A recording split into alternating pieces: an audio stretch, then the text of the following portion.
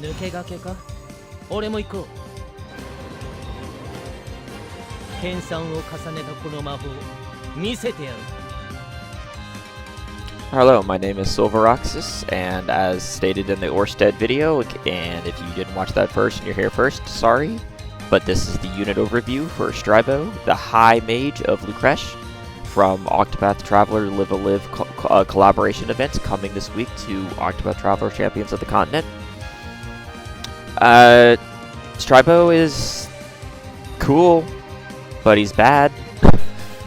So to go ahead and get into it, he's a scholar that has multiple skills that hit multiple different magic DPSs, although fire is his best element by far. His special abilities are that he accrues magic points as he casts spells that buffs his passive magic attack, and eventually his potency the longer a battle wages. His preferred weapons would be a Fortune Tome built for magic attack, maybe a Void Tome for some damage cap if using a different element than fire, because other elements don't have good multi-hits really. His preferred accessories would be something that gives an elemental damage up for the element you are using, like fire damage up, because his init damage up only reaches 20%, so he'll need something else in order to get that extra 10% to cap it off. And then magic attack increasing accessories as well.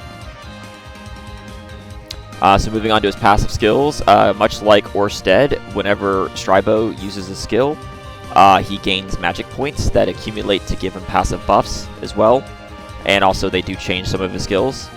He also will restore 10 SP after using a skill, so he does not really have a huge problem with SP. His 3-star passive is he gains buffs based on the magic points accrued. So once you have magic points at all, he starts with a 12% passive magic attack up, and then gains an additional 2% per magic point, up to a max of 30% passive magic up once you have all 9 of your magic points. At 9 magic points, it'll raise all his elemental damage by 20%. And then his 6-star upgrade, if he does release with 6-star, and if he doesn't, then ouch, is that once he has 9 magic points, he'll also gain a 100% potency up on all his skills. And I know that sounds really good, that he never needs to be stolen and he's just always doing more damage. He is still bad. I am sorry.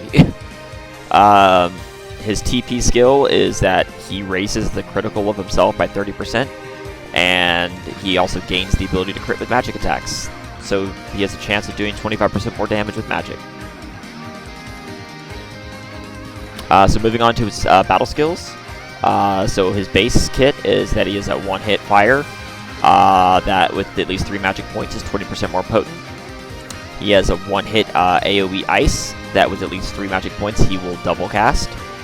This is the only skill he can double cast, and it's a bad skill. They could have put this ability somewhere else, and they chose not to. He has a 1-hit single target dark that'll also lower speed by 15% for 2 turns, and if it has at least 5 magic points, then this will become an AoE attack. He has 2 more AoEs, AoE Ice and an AoE Dark. Both of these have a low chance to inflict paralysis and blindness respectively, and when you gain 3 and then 5 magic points, the chance increases from moderate up to high. These are also kind of pointless because status effects are usually pretty bad for the most part, as a lot of bosses either resist them or it doesn't really do too much for you to do that. Moving on to his other skills, he has a 3-hit random target lightning that exploits wind weakness. It's okay power. At 5 magic points, it's 20% more potent, so it's an okay way to do some damage. 1-hit lightning that also exploits wind weakness. That's just a bit stronger. At 3+ magic points, it becomes AoE, and at 5+ points, it's 20% more potent. Moving on to his actual best skill. Is a 1-hit fire, but it deals additional hits equal to the number of magic points you have, up to a max of 6 extra hits. So effectively, once you have 6 magic points, it becomes a 7-hit fire. So this will become his best skill to use because it's actually a good amount of hits.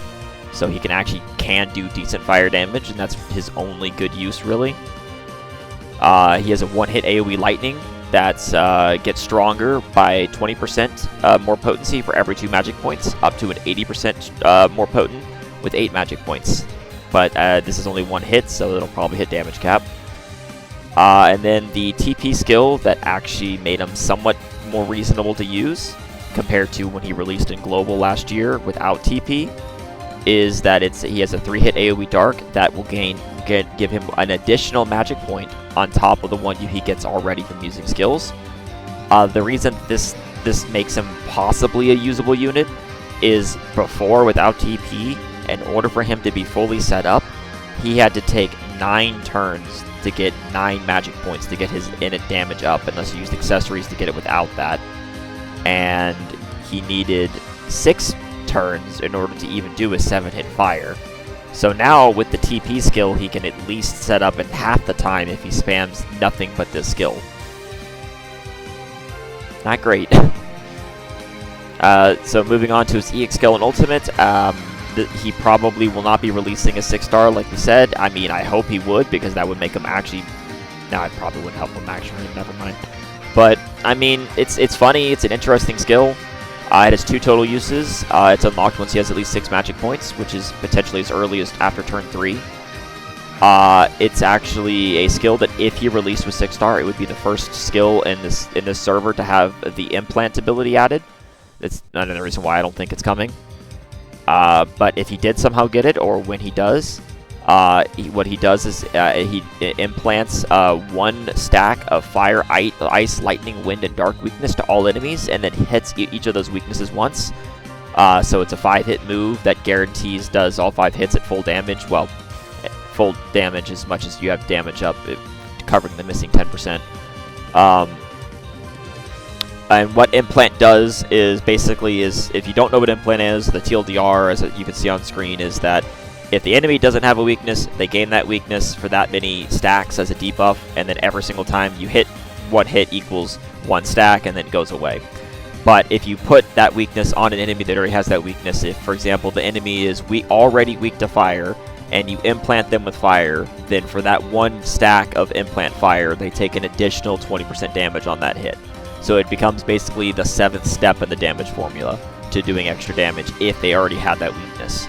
So it's kind of cool in some ways. Moving on to his ultimate technique, it is actually a support class ultimate, so it'll only take 3 BP to charge at level 10. It's called Black Abyss. It is a priority ultimate that gives him 2 magic dodge stacks and gains 10% magic attack up for 2 turns. And if he dodges a magic attack with this dodge stack, then he will counter with a AoE dark attack that is decently powerful. And then the dodge stacks will increase to 3, the magic attack skills up to 20%, and the turn duration for the magic attacks increases to 3 if you get him to ultimate level 10. I would not recommend doing that if you get him at all. So moving on to his Awakenings and A4 accessory. I mean, with A1, if you're really trying to make Streibough work, he's going to need every bit of oomph he can get. So if you are trying to use him as a fire DPS and you pull for him, I mean, A1 is just straight damage up. A2, he does not need any skills. You're going to get this on the way to his A4 if you're pulling for that, but you don't need A2. A3, Scholars are squishy, so A3 for extra HP safety is always good. So his A4 accessory is the main thing. It's called the Mage's Cloak. It gives 70 magic attack and 700 HP. At the start of battle, it provokes all foes for 3 turns. And the main thing that this ultimate A4 is good for is that it lets him start battle with his ultimate gauge charged to 100%. Well, not just him, anybody that wears it. So this A4 is simply really good. It's unfortunate that it's on both him and that he's a collab unit, so you can't exchange for it. It is useful for many reasons, because auto taunt can be a very good resource to have. If you combine this with Serenora A4, you now have 6 turns of auto taunt for the start of battle. And this is now the 3rd release of 4 total A4s that allow you to start battles with a full charged ultimate. This is a very limited commodity that can be useful for many units and fights. That said, I still don't think it's worth chasing when Temenos A4 can now be exchanged for if you did manage to pull 1 copy of him. But if you were a whale, I mean, more of these can't hurt. But even though I think the unit is bad, this A4 I would still rate as an S. So moving on to his optimal skill loadout. Skill 1 is his TP skill, his 3-hit AoE Dark, that gives a bonus magic point. This halves his setup time, but yes, unfortunately this means to use Streibough most effectively, you literally have to spam this skill 3 to 4 times at the start of every battle. His second skill that you should take would be his 7-hit fire, as this is his best skill by far, as 7 is a good multi-hit. For skills 3 and then 4, nothing else really matters unless you're building for other elements, but except that fire is his best element by far. If you're using him for other elements, 3-hit lightning's okay, but that's about it. I mean, his other skills just aren't good. So unit synergy, if you're using Streibough, you are bringing him for fire teams more than likely for 7-hit fire. So that being said, he synergizes well with units that can debuff fire resistance and magic defense down for him, like Signa, Solon, Isla, and Frederica, and Molu. He lacks any sort of active debuffs or self-buffs, so he will need help getting him fully set up with those while he charges magic points to be able to actually do damage. And so then units that can break, like Canary, since he is spamming his AoE Dark in order to get set up, is going to be good because there's a good chance that his 3-hit Dark may be doing absolutely nothing besides giving him magic points in terms of helping you progress the fight. So to pull or not to pull, and rating him, I'm going to be straight and to the point. Streibough is just bad. It's honestly an embarrassment for a collab unit, and that is actually shocking he wasn't buffed. Like, I am still surprised he was not buffed. Maybe CN will buff him when they get around to him, and then he could be fun to use. The fact that he just requires a minimum of 4 turns to really get online from spamming a potentially unhelpful attack sucks. He can really only do anything decent for his fire, who already has a lot of other great heavy hitters. Even with having a self-potency of 100%, magic loses hard to physical. Like, Sazanto's just released and he exploits fire with sword, so he's just going to do a lot more damage than Streibough ever hoped. So, like, there's just no reason to invest in this heavily limited collab unit just for a 7-hit fire. But reminder, if you love the character, you're a Live a Live fan, you should pull, ignore all pull advices, have fun your way, and pull for the units you want, because at the end of the day, this is just one person's advice. But yeah, so based on what tier of play you are, if you want to pull, tier 4, skip, it's bad. Tier 3, skip. Tier 2, skip unless you're a unit collector like me. Don't do that, by the way, it's bad. And tier 1, if you're a whale, the A4 is a premium prize, so I wish you luck going for it. So overall, as a DPS, I mean, he is an A tier DPS if you factor in everything in, having 100% potency up once he's 6-star. And all that. I will say that isn't terrible, so I would give him an A in the DPS rating, but he has basically no support, no healing, and his ultimate technically counts as a tanking ultimate, but it's really bad. So I'd give him a D in trying to be a tank, which is also why is a scholar trying to tank. And so then his overall rating would be at the very bottom of C tier, maybe the top of D tier.